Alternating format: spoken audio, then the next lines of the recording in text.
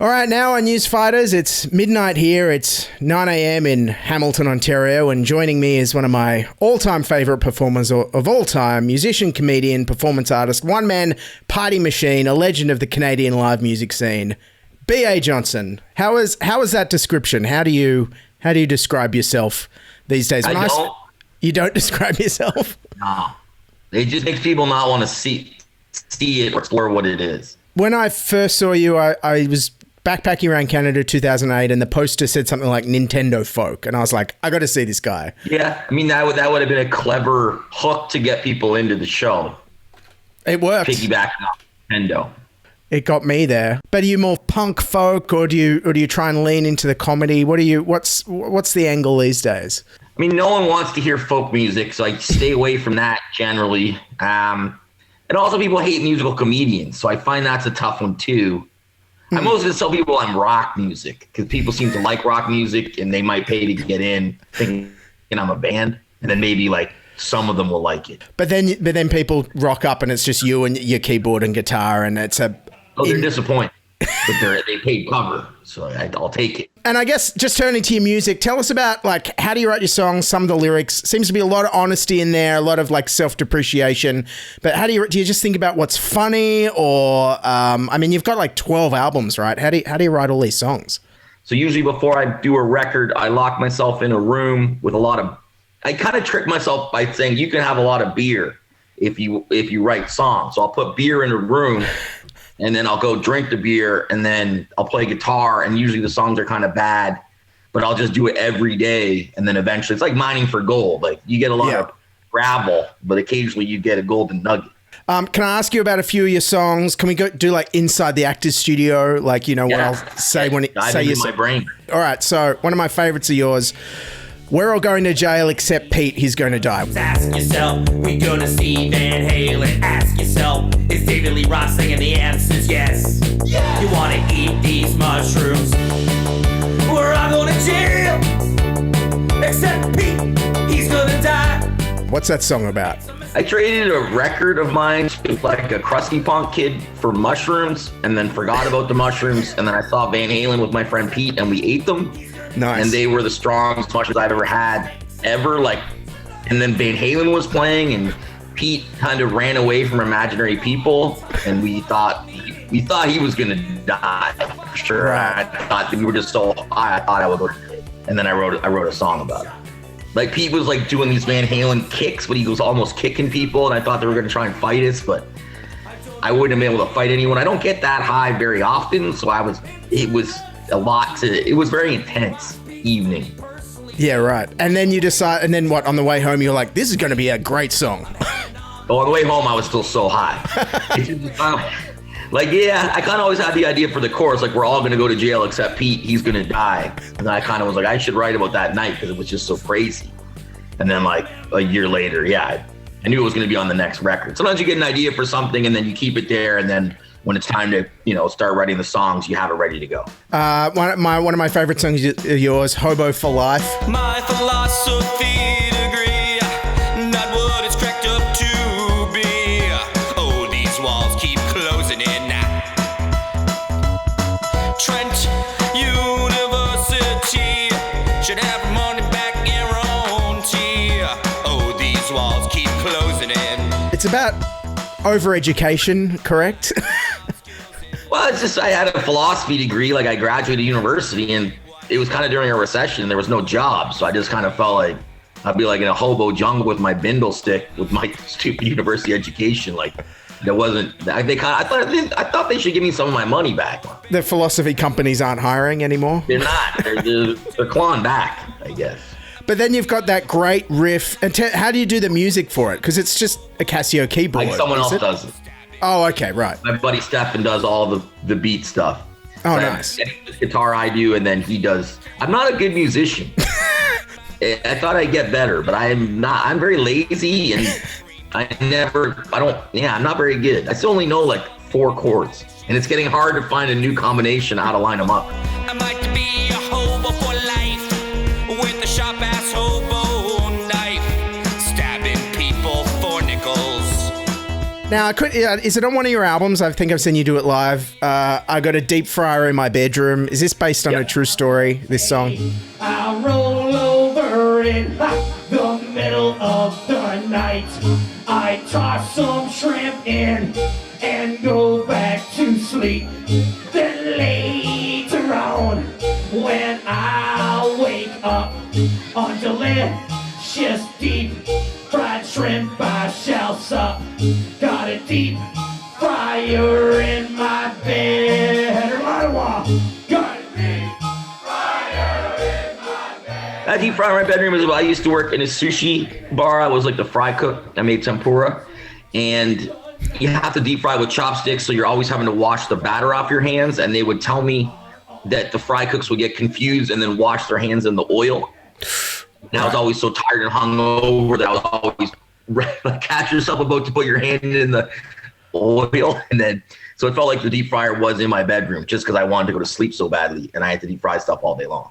So tell us about your touring career. How long you been touring for? Yeah, I mean, I've been touring for 18 years in a van, and I used to tour on the bus. I mean, with COVID, I play mostly people's backyards now. Yeah.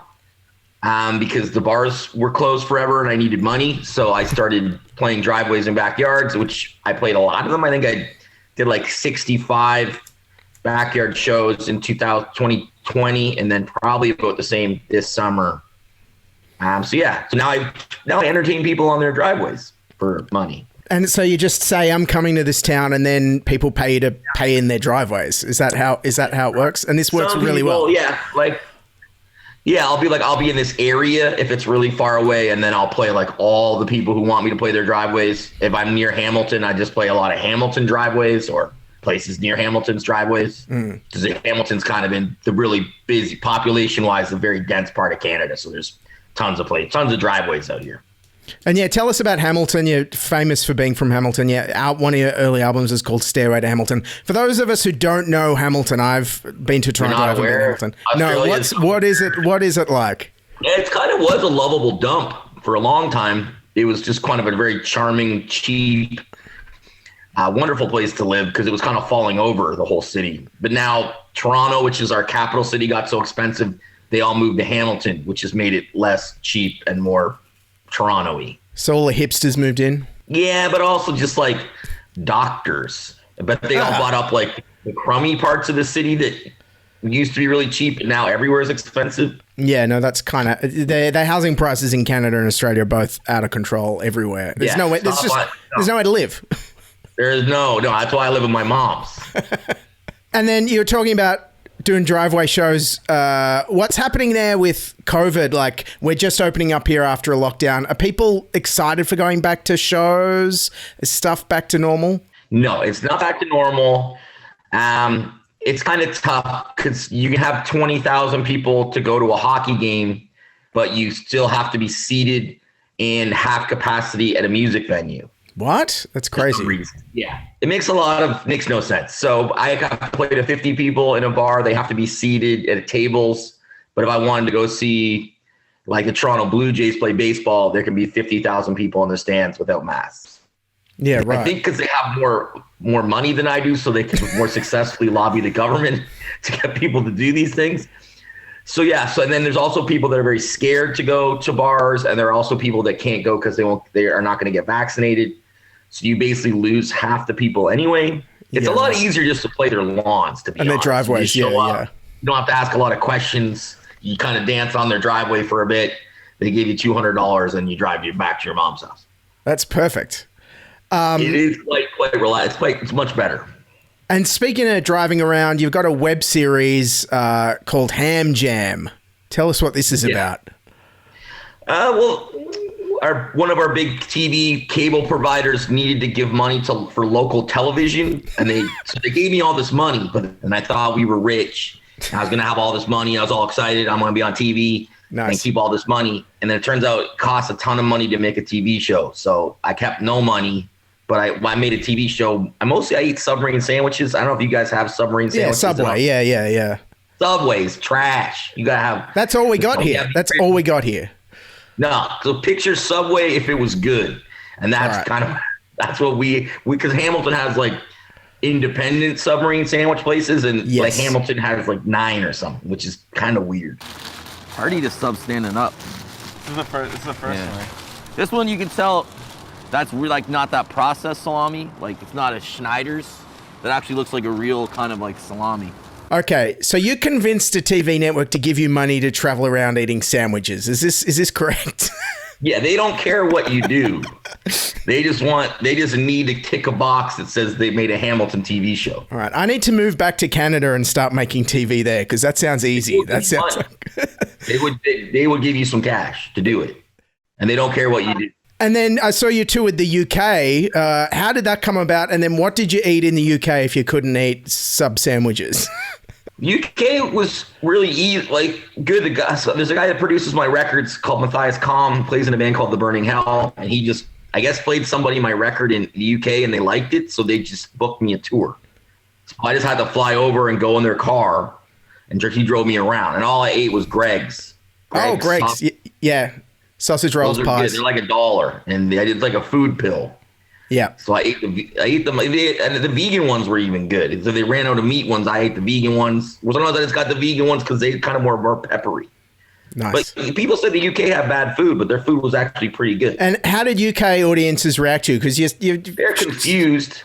I mean, the shows were confusing because no one knew how to book me. So like I would open for like. One night I opened for I headlined over a grindcore band called Bird Flesh. And then the next day I played like a mental health folk music benefit. Right. They did not know what was going to happen. And then I was like jumping on the bar and like drinking from the pub taps. Yep. And people thought, like, a friend of mine was like, they're going to get really mad, but they didn't get mad. They thought it was fun.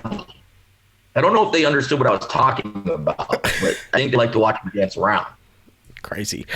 Awesome. Okay. Where can everyone, thanks for your time. Where can everyone... No, my pleasure, Australia podcast. Yeah. Where can everyone find your music? What are your links? What are your socials? All the plugs. I'm on the internet. It's old B.A. Johnston on Instagram, B.A. Johnston on Facebook, B.A. Johnston on Twitter, bajohnson.ca on the World Wide Web, and all my stuff. And I'm on Bandcamp, and I'm on the internet, Australia. I'm all over. You just got to Google me. Nice. Pops up. All right. Thanks again for being on Newsfighters, B.A. Johnson, Canadian music legend. Called Newsfighters? Fighters. It's my accent. Oh, I thought you said Newsfighters, and I was like, what have I agreed to be on? Yes, I just farted the news. I'm glad it's called that. Man, thanks again for making time. My pleasure. Happy to be here.